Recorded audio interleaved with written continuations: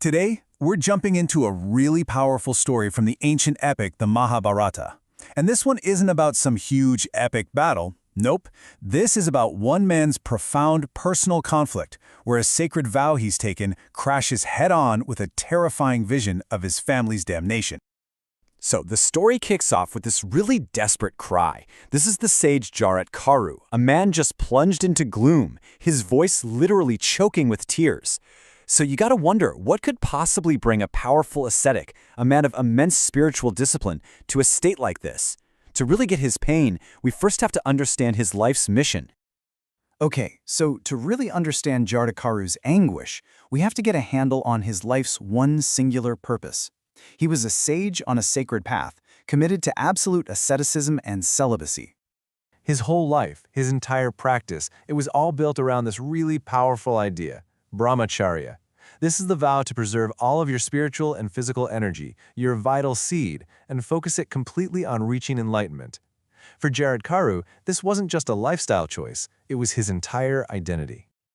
His ultimate ambition, his big goal, was to ascend to the next world with his body and all that spiritual power totally intact. Things like marriage, family, to him, those were just worldly attachments, distractions that would mess with his sacred goal. A goal he was on the very brink of achieving.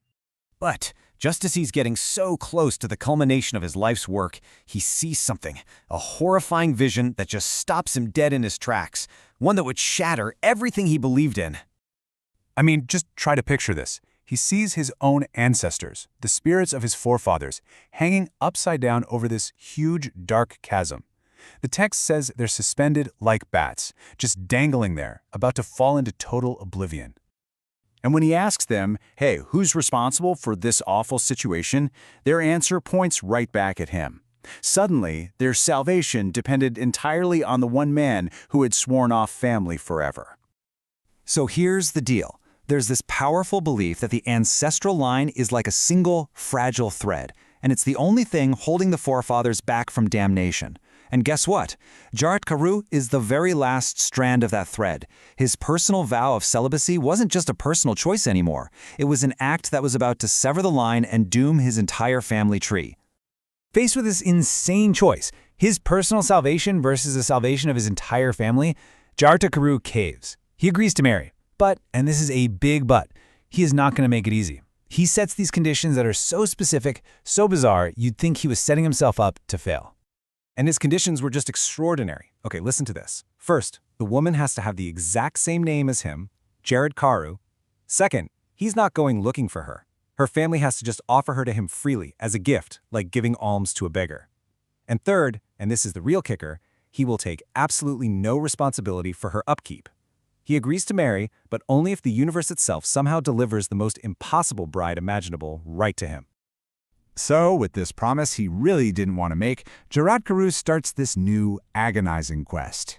He's not wandering for enlightenment anymore. Now he's just searching for a wife who can somehow meet these impossible demands. And this whole search just takes a huge toll. The guy who was once this powerful ascetic is now described as old, grieving, and completely unmanned by sorrow. He wanders the earth, totally haunted by that vision of his ancestors, but finds nobody who meets his impossible criteria. He's alone and just about out of hope. And this is when he hits rock bottom. He's in the middle of a deep forest, totally overwhelmed by grief and failure, and he just cries out 3 times for the whole world to hear, "I want a wife." It's a moment of complete desperation. I mean, what a total 180 for a man who spent his whole life avoiding this very thing. But in these ancient forests, a desperate cry like that never goes unheard. A group of Nagas, these are serpent beings, had been watching him. They hear his plea, and they rush to tell their king, Vasuki. And then, boom, the Naga king himself appears before the grieving sage. And he's not alone. He's brought his sister, who is adorned in her finest jewels. He's come to make an offer, one that might just be the answer to Jaratkaru's prayers. And this offer is almost unbelievable. What's the name of Vasuki's sister? You guessed it, Jaratkaru. How is she presented? She is offered as alms, a gift freely given. Just like that, 2 of his 3 impossible conditions are met. But there is still one final crucial issue. Even with a potential solution standing right in front of him, Jaratkaru hesitates. He confirms her name and then immediately repeats his final condition.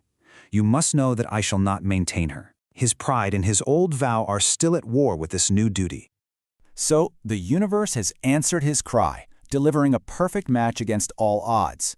The fate of his ancestors is resting squarely on his shoulders. The question is, can this man, who has defined himself for so long by his pride and his vow, let go of his old self to embrace a new destiny? It really is that timeless conflict between our personal ambitions and our sacred duties.